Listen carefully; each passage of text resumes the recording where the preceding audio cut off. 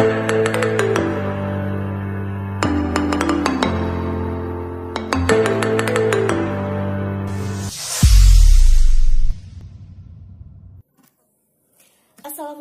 warahmatullahi wabarakatuh. Saya Miss Nia dari Universitas Nahdlatul Ulama Mataram semester 4. Kali ini akan menjelaskan tentang materi sosiolinguistik. Jangan di skip ya video kali ini. Mari kita sama-sama belajar tentang sosiolinguistik.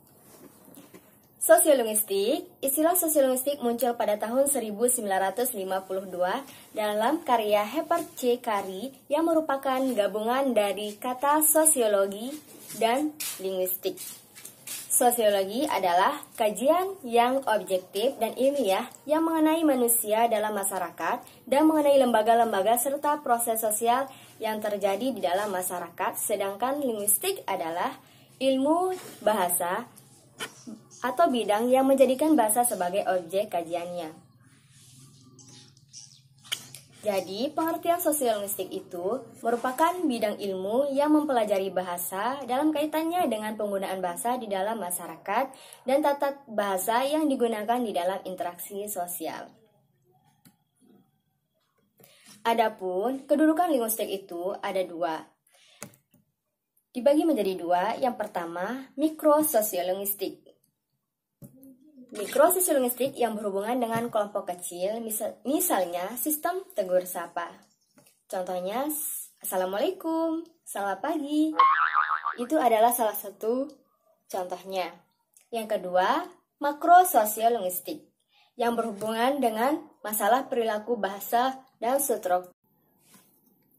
Adapun tujuan dari sosiolinguistik agar kita dapat memahami lebih jauh tentang pemakaian bahasa, keanekaragaman bahasa, karena diverifikasi pemakaian bahasa dan tingkat sosial pemakai bahasa, sikap bahasa, serta loyalitas keutuhan bahasa.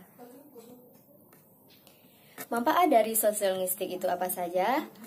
Manfaat sosiolinguistik dalam menjelaskan penggunaan bahasa yang sesuai dengan kaidah bahasa dan kaidah sosial.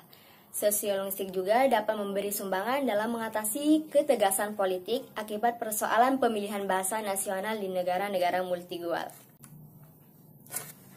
Masalah-masalah sosiolinguistik terdapat 7 masalah. Yang pertama, identitas sosial penutur. Yang kedua, identitas sosial dari pendengar yang terlibat. Yang ketiga, lingkungan sosial di tempat peristiwa tutur. Yang keempat, analisis sinkronik dari dialek-dialek sosial. Yang kelima, penilaian sosial yang berbeda oleh penutur terhadap perilaku bentuk-bentuk ujaran. Yang keenam, tingkat variasi ragam linguistik. Yang ketujuh, penerapan praktis dari penelitian sosiolinguistik. Adapun yang berhubungan dengan sosiolinguistik yaitu bahasa. Apa sih fungsi bahasa? Secara makro, fungsi bahasa dibagi menjadi 3 fungsi. Yang pertama, fungsi ideasional, mempertahankan, memperjelas hubungan di antara anggota masyarakat. Yang kedua, ada fungsi intervensional, menyampaikan informasi di antara anggota masyarakat. Yang ketiga, ada fungsi tekstual, yaitu tugas bahasa untuk membentuk mata rantai unsur situasi, tematik, dan informatif. Selanjutnya kita bahas tentang variasi bahasa. Di Indonesia banyak sekali variasi bahasa tergantung suku dan ras. Selanjutnya kita bahas tentang variasi bahasa. Di Indonesia banyak sekali variasi bahasa tergantung suku dan ras. Jenis-jenis variasi bahasa. Yang pertama, idiolek, itu tergantung faktor individu. Yang kedua, ada dialek, yaitu karena faktor geografis. Yang ketiga, sosiolek, karena faktor sosial.